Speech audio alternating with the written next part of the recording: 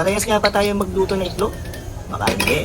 Una, magsisison muna tayo ng wok. Di ba? Diyan pa lang, magkaiba na tayo. At i-ready lang natin ang pinagamitan natin, mantika. Kailangan po natin yan para masison ang ating wok. Palibutan muna natin ng mantika ang ating wok bago natin isali. At pag yun na rin, pwede natin painitin yan. Paikutan lang natin kaliwat kanan para magpantay yung itim. At pag nag-apoy na gana rin, huwag na huwag kayong matatakot at magpapanik. Lagyan lang po natin ng usually para mamatay.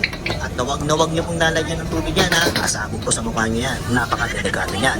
Alalahanin nyo, itlog ng lulutuin natin. At kapag pantay na ang itim ng kawali mo, sagarin mo na yung apoy. Ubusin mo na yung laman ng gas mo para wala ka nang magamit. At yan, tapos natin masisin yung mismong wok natin. Pwede na tayo magpirito ng itlog.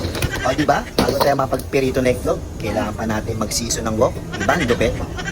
O ito, testingin natin kung maninikit ba yung itlog sa mismong wok natin. O diba? Hindi pa sayo-sayo pa itlog natin. O,